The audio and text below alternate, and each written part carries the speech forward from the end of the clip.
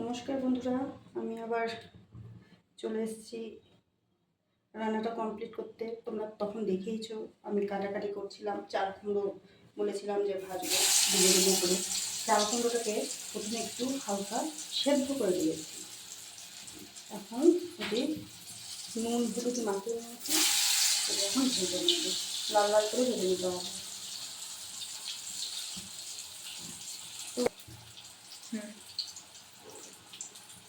থামে কখন চলে বোঝা হবে না।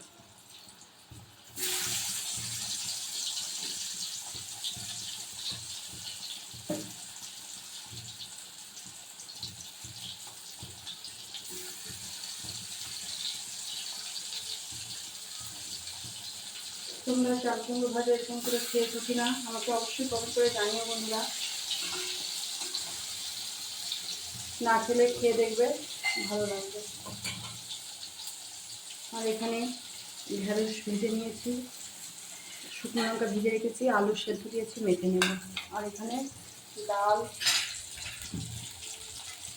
টমেটো দিয়ে মটর ডাল বসিয়েছি। এখন হয়ে গেছে, এখন শুধু ফোড়ন দিতে হবে, তাহলেই হয়ে যাবে কমপ্লিট।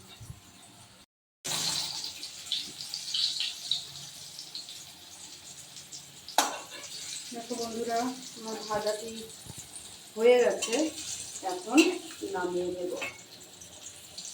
এখন নামিয়ে নিচ্ছি।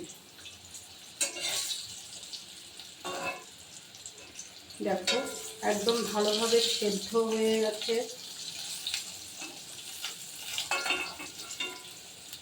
গরম গরম ভাত দিয়ে বন্ধুরা ভালো লাগে, খেয়ে দেখবে কেমন লাগলো পরে আমাকে জানাবে।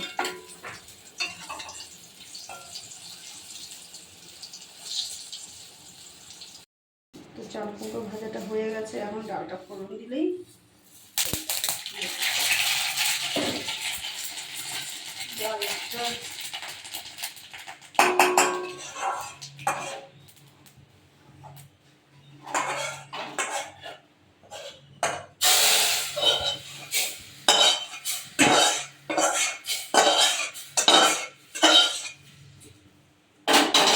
দেখো বন্ধুরা, ডালটিও হয়ে গেছে আমার। এখন এটা কেটেই ফেলে দিই।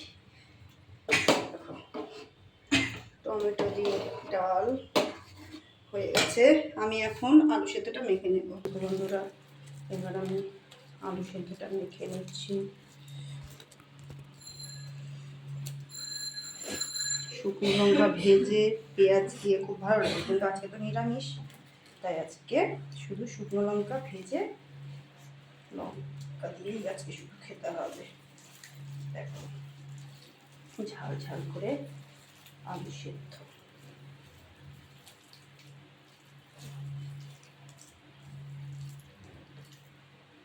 আলু সেদ্ধটা ভালো করে মাখা হলে আলু সেদ্ধ দিয়ে ভাত খাওয়া হয়ে যায়, ভালো লাগে খেতে।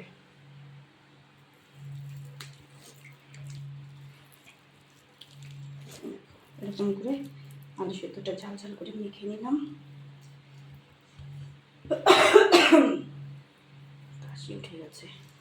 দেখো ধরো আলু সেদ্ধটা মাখা হয়ে গেছে, তাহলে